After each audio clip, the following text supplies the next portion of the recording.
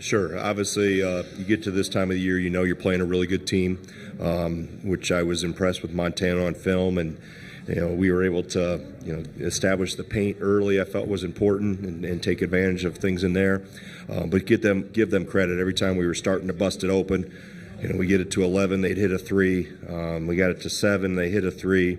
Then we were finally able to pull away, in the back half of the second half. But obviously a team that's had a really good year and played a lot of really good basketball. And for our sake, we're just happy to be moving on. I think we can play even better. I thought we got a lot of contributions across the board off our bench. Depth has always been a strength of this team all year.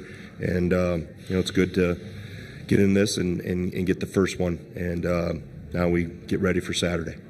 Thank you, Coach. We'll take questions for the student athletes first, then we'll let them go and we'll keep Coach a few more minutes. Over here. Go ahead. Kyle Newman from the Denver Post. How does this feel in this year compared to last year, and does this one kind of take away or erase some of that disappointment from last year? Yeah, no, for sure. I think, like you said, we were trying to get that taste out of our mouth of last year, and I think this game did it. And like Coach said, I think everyone contributed, which almost feels better when everyone gets on the box score. So I just thought it was a great team win. Over here. John, Mark Stewart, Milwaukee Journal-Sentinel.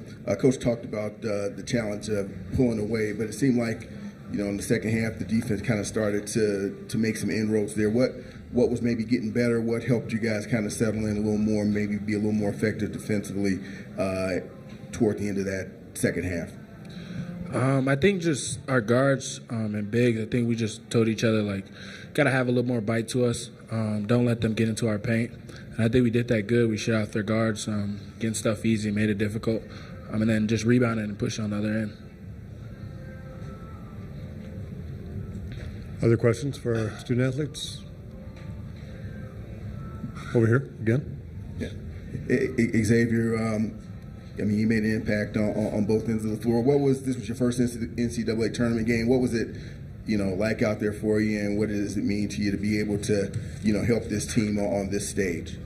I definitely just felt the energy and, the atmosphere of, being here and, playing with these guys and all year and then coming here and, trying to do big things in this March Madness is just a blessing here, and I'm happy to, be a part of it. Go ahead.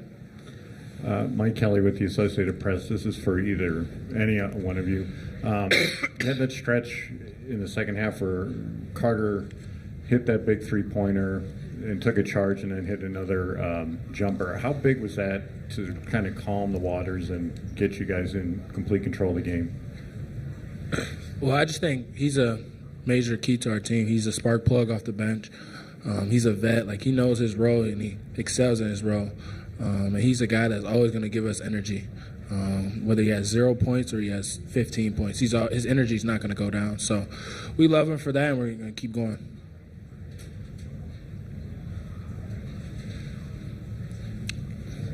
Okay, back there to the right. David Giardino, Wisconsin Student Radio. John, you took the Money Williams assignment tonight. He's a guy that's really good at getting to his dominant hand, but you did a good job forcing him back right. Can you talk through that assignment a little bit?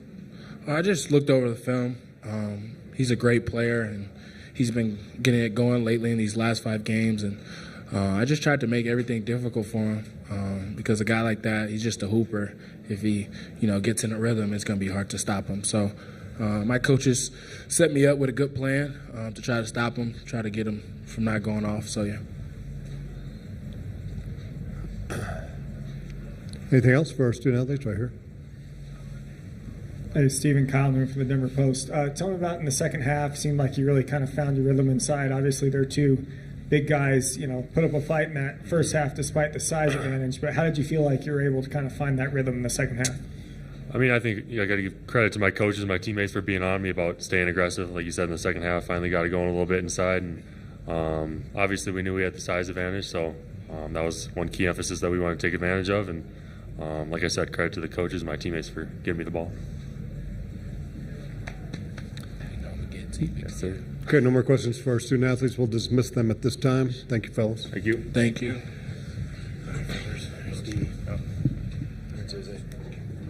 JB, I see better. Questions for the coach? Let's go over here first.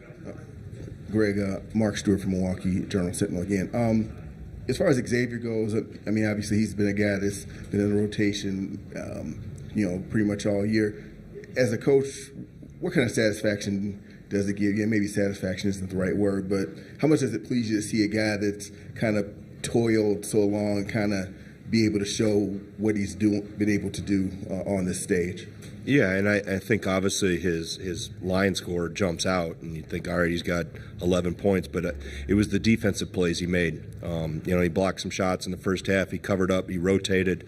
He brought some energy to us defensively that got us going a little bit in transition. So, I think that's been a growing area for him. Defensively, continuing to get better and understanding when you can help, how to help. What your assignment is, who you're guarding, is it a shooter, is it not a shooter, and then how you can help your team. And I thought defensively he did he got punch drove once by Pridgeon in the second half where he helped a little too long and took a bad angle. But other than that, I thought defensively he did some good things. Great. Kyle Newman from the Denver Post. You mentioned you think your team can play even better going ahead into the next round against BYU or VCU. Where do you want to see, cleaned up a little bit to maybe see this team get on a roll in this tournament? Yeah, I think we had a couple careless turnovers at times, and we had two late there in the last minute, 2 or 3. And as a coach, I'm always, my expectations are never met in that regard. So I always want us to take care of the ball. I think we can. We were a little choppy at times offensively in the first half, and I don't know if JT really got going. Tanjay got to the line. I think we'll shoot it better. I think, and just get into a rhythm. I think this one was a grinder, which we felt it would be with how Montana plays and how good they are defensively at plugging the lane and not getting spread out. So, I think just even getting through this first game, a game under their belt is always important. And now you want to take another step because you're going to be playing an even better team, regardless of who it is, on Saturday. Over here.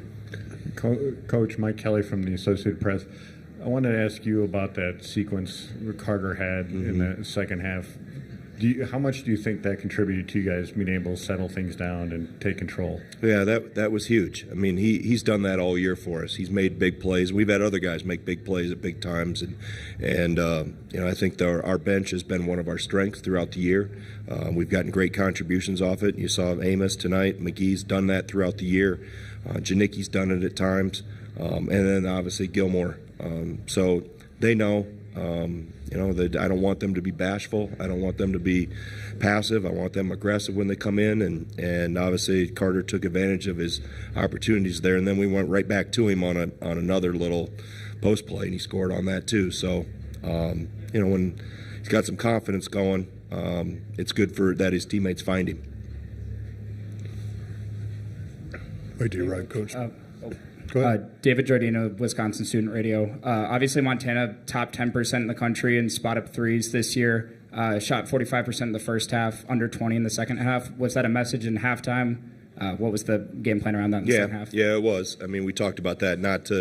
Thought we gave up a couple stare-down threes where we didn't close with enough sense of urgency, and we didn't come out with hands up and contest. So we talked about that, of not giving stare-down threes and making sure the guys that we've identified as shooters, we got to get them off the line and stay hot on them. So I thought we did a better job. Kai Johnson got loose on us once on an out-of-bounds play. We took the wrong route, chasing a screen, but I thought we were better. We were more aggressive into the ball, which helps, get shooters off the line.